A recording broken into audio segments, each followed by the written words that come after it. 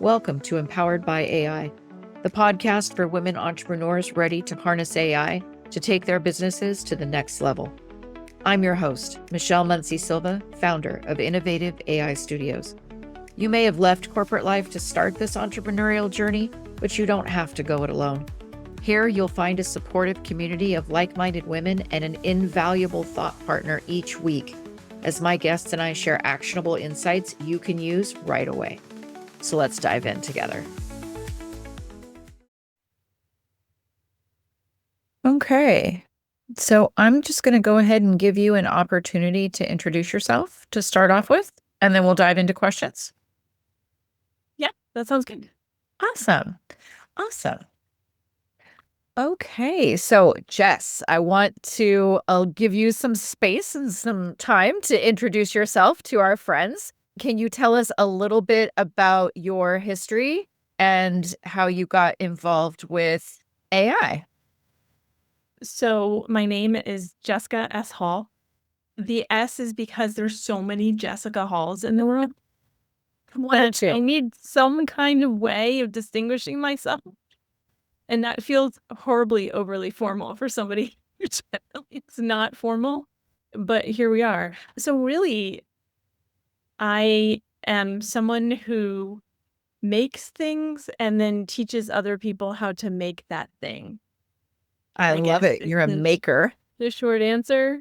And most of what I make in my career are digital products. So I've made games that taught kids about the First Amendment and journalism ethics. I've made tools that help you prospect commercial real estate tenants and tools that help you benchmark your HR functions maturity and sell insurance and identify threats and identify unused resources in your cloud so you can save money. So yeah, I make a lot of things, but the main thing I try to make is to make it easier to understand how people make things and how they can be valuable. I think that's absolutely fantastic because I think so many of us, I call it corporate residue, right? Because we're coming from a corporation or an industry where there might have been a very narrow path and certain steps you were supposed to take. So a lot of women that I talk to, especially women, they have this idea of something needing to be perfect before they put it out or they start trying to move it forward. And you're emphasizing, in what I've seen as I follow you, more of a learning as we go approach. So I'm wondering if you can help us. How do we move? This isn't a personal question at all, right? Oh, how do we move from perfection focus to this learning first mindset that you seem to have embraced so ably? I wouldn't tell you that it was intentional.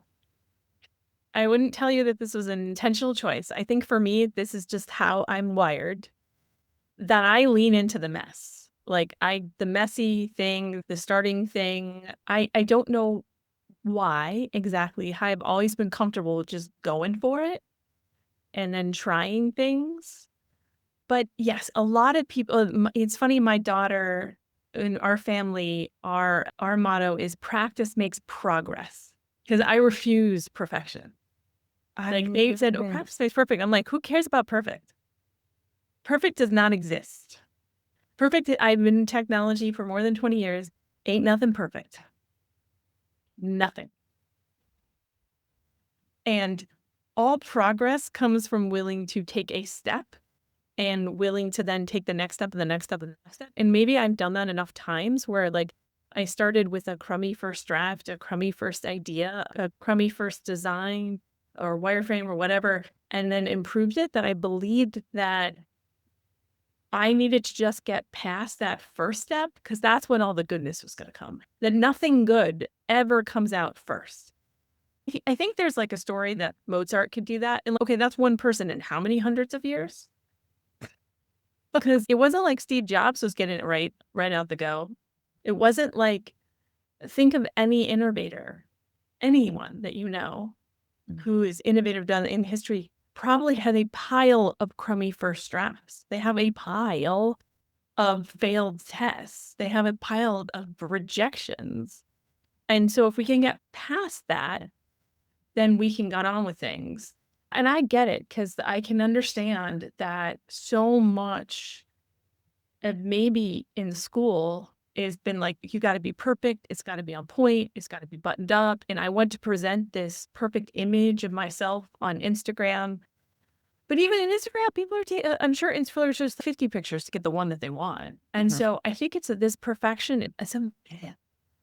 I don't know where that, and it's such a limiting myth. I love that you brought up this because my background is education. So that example that you just gave, maybe it's school, maybe it starts there. That hits home for me because school is an outcome-based system, right? I want the essay. I want the benchmark. I want the final, right?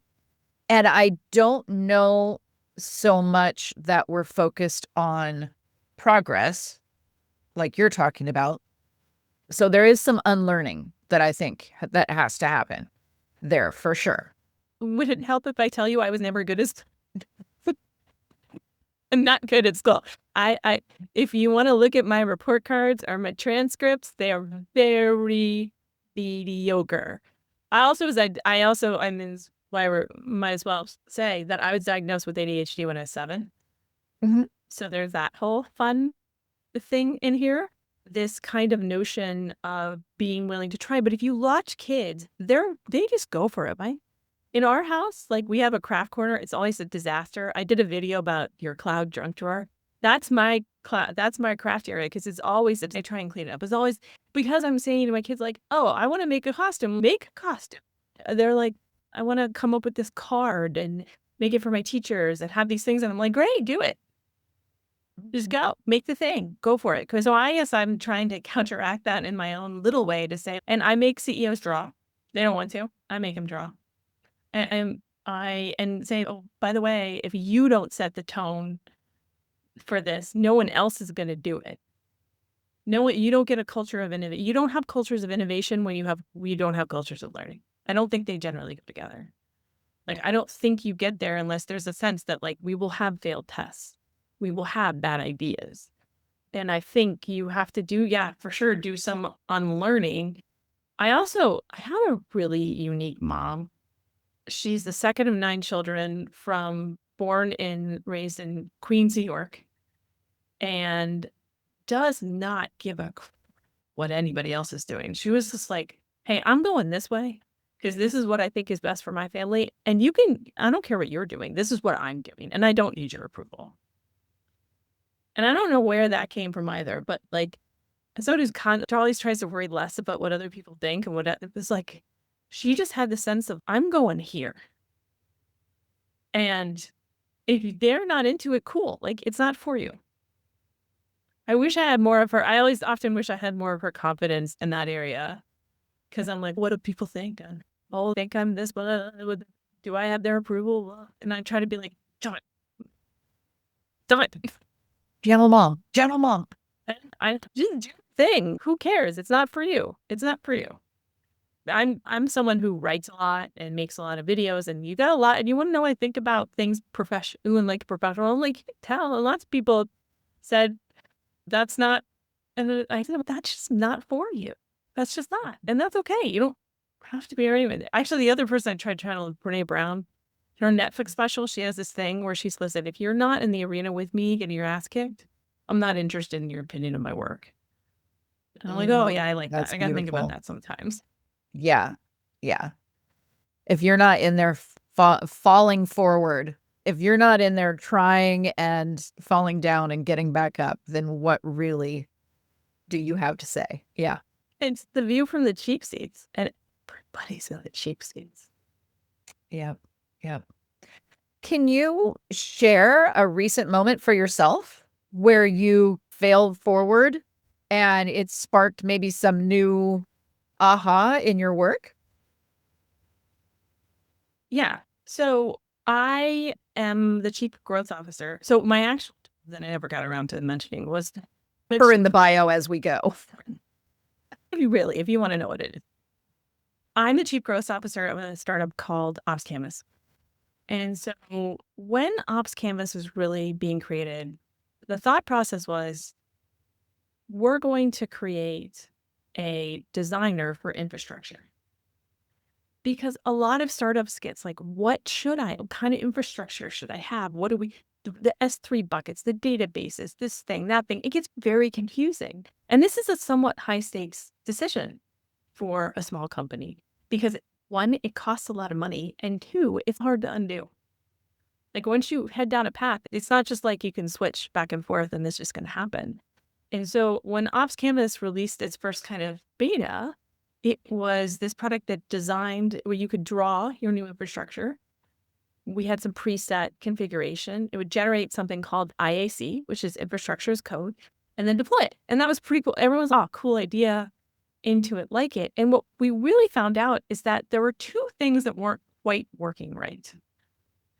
One was everybody's got something. So you weren't starting from nothing and then creating. You had to figure out how to work what was already there. And that kind of makes sense, right? That what was already there was just very confusing. And what did I have? How much was I spending? There was a bunch of stuff that you weren't even using that was costing you money and creating risks. And the other thing that was more is it required very specific access to your cloud account that nobody wanted to give. But we walked down this path of, before we start to make improvements, we probably need to understand and organize what we have. You know, if you were going to do any sort of project, like in your kitchen, the garage, whatever, you probably need to figure out, what do I actually have? How is that actually organized? So then I can improve it. And so we went out and created something called Ops Runner, which basically Marie Kondo's your cloud so that you can see everything by application and get rid of all the stuff you don't need. And that becomes the basis for making improvements. And that was one of the lessons, is like to say, oh, actually, there's this other fundamental problem that needs to be solved first. And we should probably get after that before we do the next one. And that was definitely something that took some learning. And also how to explain it. Oh my gosh. So many iterations. Like I feel pretty good about it now. But yeah, I was definitely lots of times where I would explain it. People would be like, huh? What? But I don't think you magically get that right in the first go. You kind of work through it and you need to collect more information and thoughts and bounds before you get to it. And that makes me think about, there's this movie comedian, it's Jerry Seinfeld, and he is trying to develop like what they call in comedy a type 5, which is like 5 minutes of a stand-up routine. And they spend 6 to 9 months doing it. It feels like it just can't. If you watch Josh Johnson, I think he's freaking brilliant. Yes. On TikTok or Instagram, you think this just words coming out of this guy's mouth. But like in a lot of times, and some of them might be, I just want to give him credit because they're smart. But a lot of times it's like you don't see all of the hard work that got you to the moment where they deliver this perfect 1-minute joke that's really smart. Yeah. And you're reminding me, I was two things. There's so much that I want to unpack with what you said. The first, with what you were saying about you put something out into the world, and as you're iterating back and forth with the people that are experiencing it for the first time, you're seeing a whole other aha. Yeah. Which is reminding me of what a friend just shared with me. She saw a shirt. Somebody was wearing a shirt. They were walking down the street and it said, "Go ugly early." And to me, and I was like, oh my God, that's so just.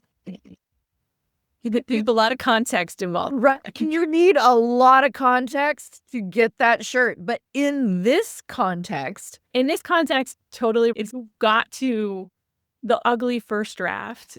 Yeah. Has, depending on how family friendly we want to be, like has other words that go in front of it, is this idea of we've got to try stuff. And when we talk about AI can help us try stuff and AI can help us get to the next version. But if we give AI that first draft opportunity, it's going to be crappy. Yeah. Yeah. Because AI, and especially LLMs, which when you think about ChatGPT, Gemini, Claude, those kinds of tools. They're a large language model. And what that is, it's super smart at predicting what the next thing should be and predicting what you might want based on but it's all based on things we already know. And it's not great at creating new ideas and creating, there's those little moments, and my social feed has been filled with a lot of like singer, songwriter, producer types talking about these songs that they're generating. And there's this little thing that somebody does that just unlocks and makes it music or art or food or theater, whatever. It makes it special. And that's not coming from AI. Because when it's AI generated, it's slop and it's predictable and it's lame and it's all the same time. It's like mushy, gross, nasty food. But when you can take an idea, take something, and then use AI to rapidly prototype it. We use Lovable a lot, and then we can test it. We can look at it. We can get that crappy first draft out really fast and then start to refine it and work with it. And that's where I think AI comes into the creative process and can enhance the creative process, or it can completely replace the creative process, but what you're getting out of it is not great. Yeah. Yeah.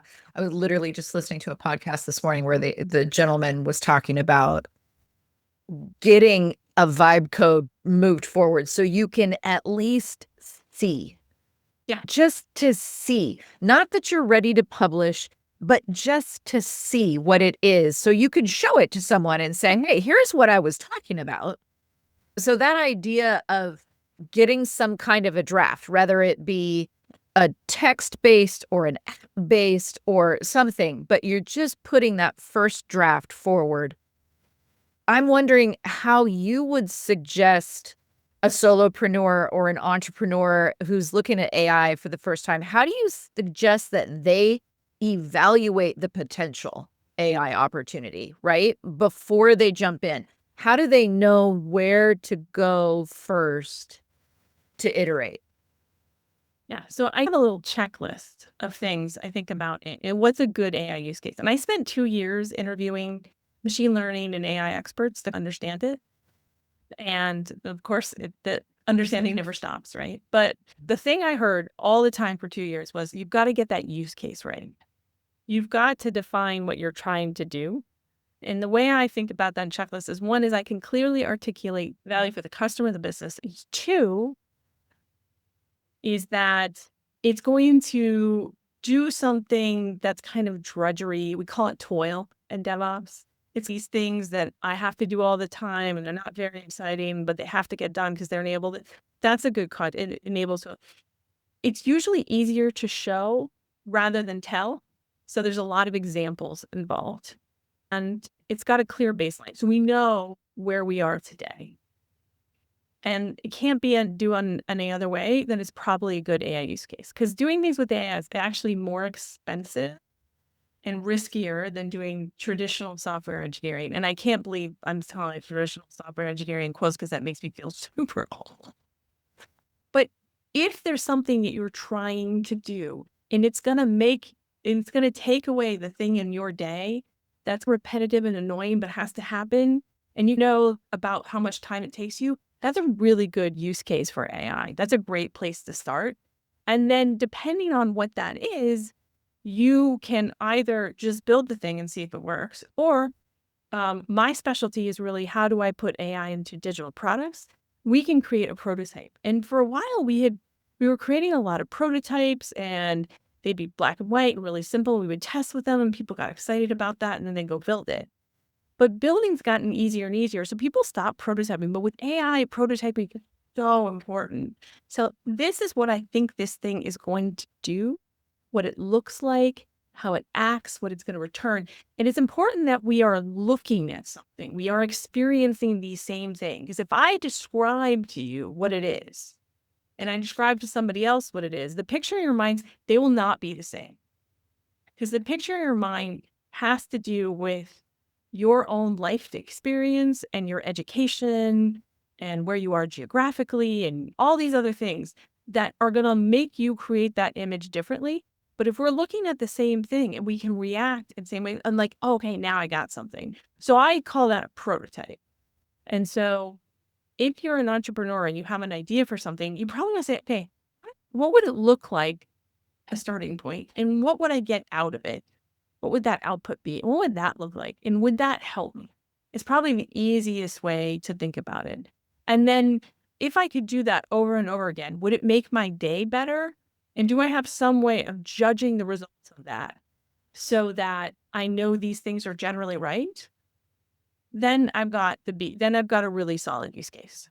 I've got something that is worth spending time in. But the benefit of a prototype is it allows you to very quickly get to a point where am I going the right direction or not? Because the estimate's generally about 70% of these AI projects in larger companies are failing. And a lot of times they're failing because we don't have clarity on what we're trying to do, and we have mismatched expectations, and we're not fully understanding it so we can make the right investment, and then we bail on the investment too early. And being able to prototype and really prove it and understand what it is going to help you enter into that project with a lot more clarity. And you talk about reconnecting with your conceptual idea, you call it. How do you connect that to this part of the conversation? Yeah. So we talked about the AI slop, right? Yeah. These AI generated crummy stuff, and you tell it's AI, and you're not really sure. I come back to what is the starting point? What is the thing? And the best example of it is I was using Canva for some sort of, I don't know, graphic for something that I was making. I walk out of my home office and to do something, I come back and my daughter is using Canva, my 10-year-old. And she is creating a card for her teachers, and she's told the AI tool in Canva what it needs to look like, and she's picking the colors and she's putting the whole thing together, and she's not like this, a little more like that. And I'm like, oh, wow, this is the most important skill that you have for AI. And she just has it. She's very creative. She's very talented. She's critiqued my work multiple times and been right. But when I think about that, that's the conceptual idea. I have this spark, I have this notion for where I want to go and what I want to create. And I can articulate that really clearly such that an AI tool can create something that's pretty close to what I want. And when it comes out and it's not quite what I want, I can also articulate what needs to be different about it so that we can get to where we need to go. And to me, that's the most important skill that anyone needs to have with AI. And it's a skill that kids just haven't. They haven't unlearned it. The way I came up in the world as a designer before becoming a product manager was I needed to learn how to use whatever graphic tool we were using at the time. Today it'd be Figma, right? For the most part, or something made by Adobe, right? And I had to learn how to use the tool to make things. But that really made me focus more on the tool and not what I was creating. And now I have a whole team powered by AI that can make things. The most important thing I need to bring to the table is a vision. And it's if you imagine a movie, right? A director has to have that singular vision that the writer, the cinematographer, the set designer, the costume designer, the props people, the lighting people, the editors, the music people all get around because they clearly created that vision that everyone's contributing to. That ability to create the vision is the most important skill I think you have to have in the AI age, if you will. Because otherwise it's just you're drinking from a fire hose, just trying to figure out everything that's out there. If you're not hanging on to why you wanted to use it in the first place, then what are you drinking out of the fire hose for? It is so easy to get lost. It's Yeah. so easy to get lost because I can tell you, I see it all the time. Because if I was a consultant walking around your organization, the first thing I'm going to do is be like, so what are we doing? What are the 3 most important things we're doing today? And the answers that I typically get is whatever so and super important person wants. Someone will jargon me a bunch of stuff that sounds like marketing speak. I'm like, oh, okay. And then some people just laugh at me. They're like, oh, you think we know it? You think they know? Whatever. Or here's all. It's like the thing that so many leaders struggle with is that they cannot clearly articulate what they're trying to do. And when the leaders below them it's just a mess. And so that's hard enough without AI. But when AI comes to the picture, we got to be really clear about what we're trying to accomplish, because we communicate that to the AI. And oh, by the way, even more importantly, and one of the major things people get wrong is, how are we going to judge the output of the AI? Because if you think about this, a lot of AI, particularly generative AI, is non-deterministic. And you're like, what the hell does that mean? If you go into Excel and you take the same inputs and a formula, you will get the same output 3 times, right? When my girls were toddlers, if I would ask them, do you want blueberries? I would not get the same answer 3 times. You love them, you hate them, everything. You're crying, you're excited. I don't know. We get lots of answers because that is non-deterministic. Like, we don't know. It's going to depend on the context. It's going to depend on the moment. It's going to depend on other things. It's probabilistic. We might probably get a similar answer. But so all of a sudden, we now have outputs where there can be many right answers. So which one is the answer we should give to our customer? Like, that's a very different problem. And if you don't have a clear understanding of what we're doing, like, you're not going to be able to design that in a way that makes sense. And then you're going to release it and you're like, wow, this went a way I didn't expect it was going to, because we lack that clarity. And that's just amplifying a problem that already exists in most of corporate America. It's a butterfly effect. Ooh, yeah, yes, it is. Yeah. If you've got this little ripple of, and in this case, it would be something not quite clear, you drop that lack of clarity and it's just going to grow. Yeah. And then you compound that with an AI process. And okay. Yeah, no, I can totally It's real messy locally. And that's why I think that the ability to have these strong conceptual ideas. So I'm giving a talk on Thursday, a keynote, so a couple 100-inch-ish. And like, I'm trained a model on my own content, my ideas, and say, yeah, give me talk for them. It's gonna be based on my own stuff, but it's gonna suck if I do it that way. But I woke up at 4:30 this morning, and because I had a headache, and I wrote 4 pages on a piece of paper, handwritten, right? Yeah. And I'm like, oh, this is what this talk is. And then, yeah, for sure, I'm going to use the GPT. I'm going to use the model to be like, right, these are the main points. This is the ethos of the vibe. And then it's going to kick out the rest of the deck. And that's going to save me a ton of time. But it started with, what do I need to say to these people at this moment in their company's life? And that goes right into, with your experience as a strategist, as the creative director, as the keynote speaker, you're bringing to the table a sense of the fit with human and AI. Yeah. So how do you articulate that to people? How do you balance AI tools and human creativity? Yeah.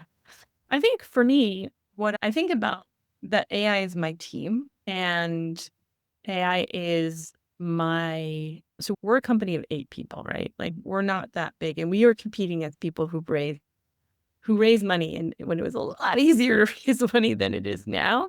And so we're a small AI powered startup competing in a highly technical space against people who have a lot more than we do. And one of the answers of how you do that is you really think about, how can I use AI, and how can we have a clear sense? And we start with, this is what we're trying to achieve. This is who it's for. This is why we think it matters. This is what this experience needs to be. And then we use it in everything from the way we create code, marketing, sales, materials, writing, and the design and the experience. We use a lot of those, but it comes from like really thinking about what we want to achieve and how do we use this tool to achieve it. So I always tell people, like, think about AI as your team. What tool, just like you were going to task a team, here's the mission, here's what we got to do, here's what it needs to come back at. You're good at this, you're good at that, you can do this, so I can make a decision about what to hand things out. And to really provide that guidance to the AI parts of my team, the way I'm also providing that guidance to the designer and the salesperson and the marketing person and the engineer on my team. And that skill set of being a good manager and tasker like comes into play really well. And I think if you start from a very human idea and a human goal based on understanding people, what they're trying to do, there's so much that can happen. But what you don't want to do is abdicate that to the AI. Yeah. Oh, come up with the messaging. No. Yes, you're a messaging expert, but here's who the message is for, and here's what it needs to feel like, and here's what it needs to accomplish, and here's some rough ideas I have about what that is, and here's how I want to make people feel. Now you're going to get a much better output, right? There's a difference between I'm going to abdicate that vision versus I'm coming through with a really close vision. And then when I was in design school, there was something called the internal gyroscope. And I read this and designed when I was in graduate school, and I never forgot about it. The idea of the internal gyroscope is every professional at the craft has a sense of what good looks like or how things work or how things are supposed to be that gets trained over time. Like we had someone come fix the washing machine and they knew what was wrong with it before we get to the bottom step. Because they're like, oh, it's this maker. It's probably about this year. It's having this problem. I know what's wrong. That's an internal gyro. A mechanic, it's a planes repair, it's a designer, it's a musician, it's an engineer. I have a sense for when something is going to work, and that's developed over time. And we have to keep developing. You have to tap into that, and you have to. And yes, I had a transcript, and AI read it, but I knew there was this moment where I've been having it recently with CEOs. I just feel uneasy. I feel like I'm uneasy.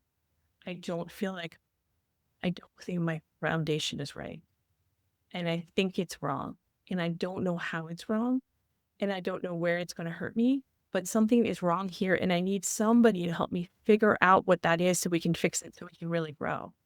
And it's no AI is going to pick up on the meaning there. At least none that exists today.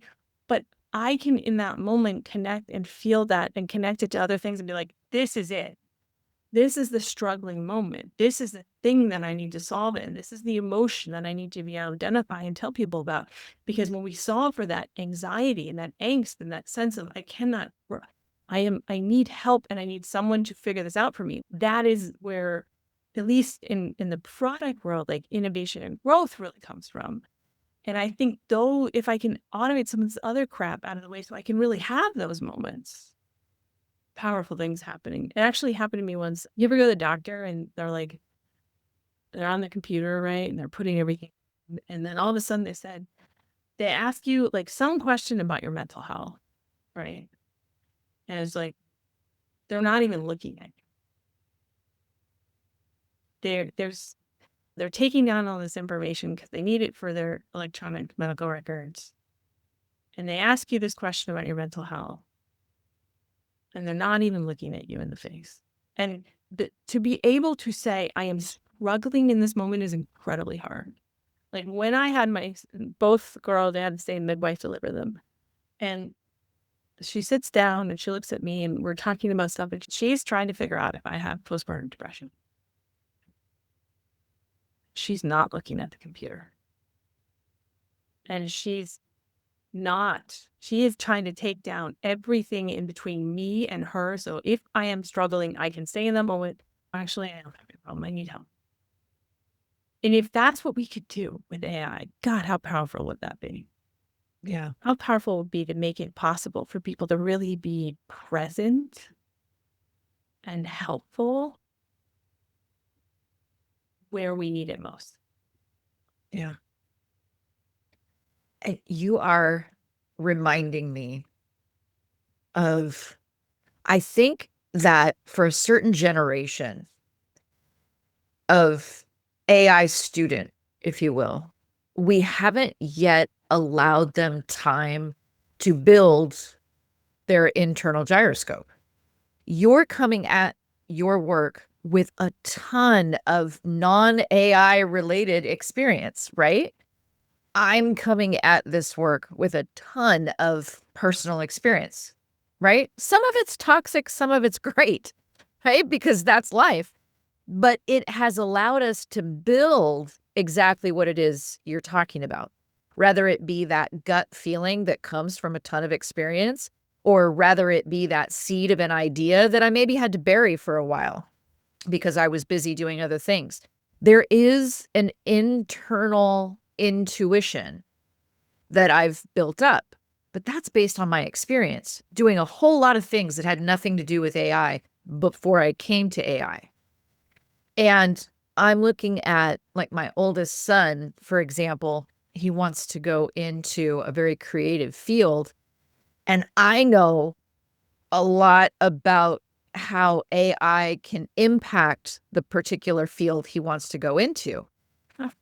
But he hasn't even had time yet to build that internal sense of what's your gut say about what's right? What have you learned about what's right? So it's like I'm trying to encourage him. Oh, hey, I want you to learn about AI over here. I want you to learn. But he hasn't even figured out what problems exist yet. And he's looking at me like, I don't want to touch any of that. Just slow down. Slow your roll, mom. Because he knows what I do. He knows what I'm into. He knows the passion I have behind it. Super supportive. Don't come into my space with that, mom. I want to learn over here first. Let me learn analog. Let me learn analog before you take me digital, okay? Just slow down. And that to me speaks a lot to what you were saying as well, because he hasn't yet. Let's take the midwife, for example. She can look at you, and with all of that internal knowledge and experience she's built up, with her looking at you, she can probably see a ton more in your eyes, in your body posture, all of it. She's picking up on all of that she's learned from all of that experience and bringing that to the table. And if we don't have a sense of that, how do we refine what AI is giving us? Yeah. So I talked about the need for a benchmark. To do AI, we have to have a benchmark, right? And then we need a lot of examples to train on. That's a theory. Those are human judgment. I think a lot of time we're like, the algorithm is like, but that's it. This is the baseline, right? But then here are good examples. And then there's the algorithm. There's a lot of judgment in there. And there's a lot of life experience and different lived experience that makes these things. Because I always go back to something Kara Swisher said about like social media. This was created by people who never knew what it was like to be unsafe. And they didn't think about putting safety in because they didn't know what it was like to be unsafe. They had never been targeted or bullied online because it wasn't something that was going to happen to them. And so they didn't come into that process with that experience and that lens, in the sense that I have a responsibility here to do something. And I think when I worry about, for people who have a lot of experience and knowledge, who can apply it to AI, they can do great things. We're seeing some numbers come out of the big companies and how much code is being written by AI. I think that's because very experienced people are applying it. My AI lead was on the metro the other day, right? DC subway.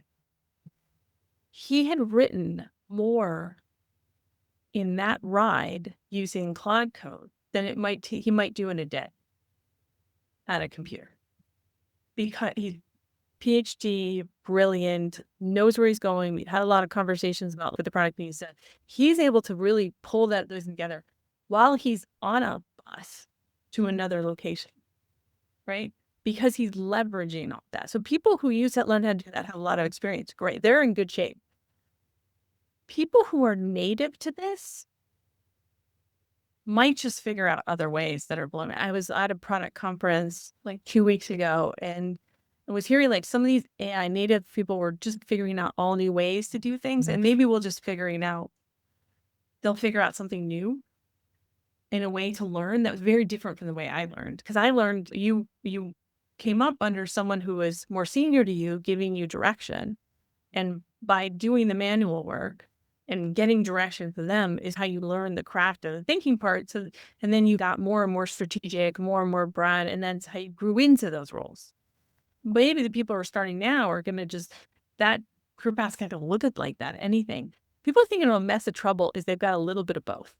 They don't have much seniority and they don't have the AI native fluency, are in the worst spot because they don't have one or the other.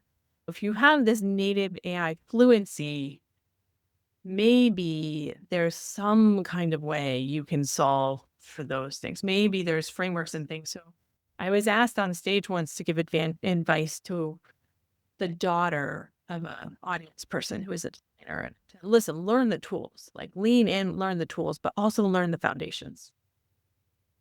Go back. If you want to be an architect, you got to go back to the fundamental, like Perfubian principles of architecture. If you want to be a designer, like go back to the foundations of what makes a good design. If you want to be a writer or an engineer or a public servant, like where are the core ideas that are going to give you some framework and foundation for how to think about these things and how to judge these things? Because that's super important. And I guess I start every talk I give about AI to say the most important thing you have to have is a mindset that's focused on adaptability and opportunity and responsibility. That these things have to be counterbalanced. That's the one thing you can control. And the one thing you can guarantee that will help you or your child is the mindset you bring to it. Because who the heck knows anything else? And if anybody tells you that they know everything, they're full of crap. Because everything's changing too fast. Nobody's been doing this for very long. People are like, I want an expert, blah, blah, blah. Nobody's ever actually done this, right? So it's like when they say you need 10 years of experience in technology that's only been around for 6 years. Duh, you're not going to find it. But the mindset piece is the only thing we have some control over. And so I think it comes back to having a mindset that's focused on adaptability, resilience, opportunity, that is balanced with a healthy sense of responsibility. And at least this time, compared to all the social stuff, we should know that the tools we put into people's hands have consequences. To say the least. Yeah. If you could wrap this up with one simple AI challenge for solopreneurs, small business owners to try this week, what would you challenge them to do? Make something shitty. I love it. Yeah. And be okay with it. And just be okay with it. Today is another, I think I haven't mentioned this. I've coached a lot of sports in my life.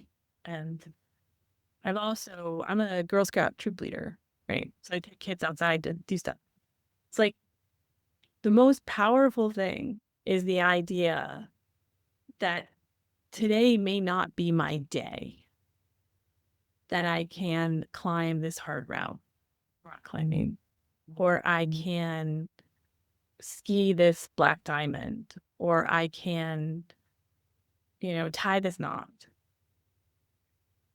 But it's just one day because you're going to get there. You can't do this yet.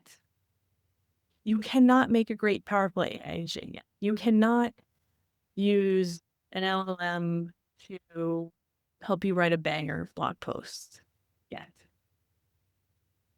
But just as these are the worst AI tools you will ever use, this is the worst crap you're going to create with any AI tools ever. And, nowhere to go but up. So you got to get in the game. And you got to start doing things. And you have to be willing to look. And I talk about this a lot. We haven't gotten into this conversation. What is valuable? Technology is really good at changing what is valuable, right? Because we used to have people who were in elevators who would run the elevator. And 20 years after automated elevators were put in, there were still people who pushed the buttons because no one would get in an elevator if there wasn't an operator. And so like technology, and then, yeah, eventually, yeah, they did put that person out of a job. Just like people who would plug in telephones, or you can probably think of, there's a lot of jobs that don't exist because technology obliterated the value that job offered. But it also creates new jobs and new opportunities. So you have to be willing to say, let go of, this is the way I created value for most of my career. And now I need to set this aside and learn how to create value. And I realize that's really freaking hard to do. And it's really scary. And it's going to be like emotionally up and down and draining and hard. But that's the only way you can really go forward here, is to lean into this change and try to come up and rethink new ways of how you deliver value. And what you might find is that it allows you to deliver value, things that you already know how to do, explain and teach and create, are just so super powered with these tools. You'll be able to do great things that you couldn't do before. But it doesn't start until you let go and you would adopt that kind of mindset that's focused on resilience and change and opportunity. I thought that was really preachy. Really, I don't really think of myself as a preachy type of person, but whoa, I really went there. I'm just going to say amen. Mischief managed. I love it. We're keeping it. We're keeping it. It was a message. It was a message that needs to be heard. And the thing that I appreciate so much about it is it came from you, from someone with your experience, with your knowledge and your background. That makes it just that much more powerful. Yeah. For a while, I was saying, I'm pretending to be a marketer and I'm pretending to lead sales because I lead go-to-market and product. Yeah. One of those things I have done for many years that I know a lot about, and the other I do not. But I said, you know what? Stop saying you're pretending. Like, this is, and I'm like, probably a pretty good time because what the heck is happening in product management? It's probably a really good time for you to learn a new skill set. Yeah. You to run. And some days I feel really good about what I'm doing in sales marketing. And some days I'm like, oh my God, what am I doing? This is a disaster. So just like you should know that not everybody knows everything, you should also know that half of us or all of us think we're blanking it up half the time. But it's the step forward. Yeah. Even if it means there's going to be a step back, you still created action. Yeah. When I always tell my girls, what is that again? I said, practice makes progress. Yeah, exactly. And the best thing anybody ever said about me in my entire career is she is an unrelenting force of forward momentum. Oh my God. I love it. I don't know if that's always true, but I like that they said it. You know what? I love that you were willing to share that with us. So thank you so much for bringing this to the table and for bringing this energy. I so appreciate you. Oh, thank you. It was a really fun conversation. Thank you for tuning in to Empowered by AI. If today's episode sparked ideas, don't wait. Follow the link in the show notes to visit innovativeaistudio.com and download your free resource, created to help you put today's insights into practice. Be sure to subscribe so you don't miss out on future episodes packed with more tips, tools, and inspiring stories. Until next time, stay empowered and keep innovating.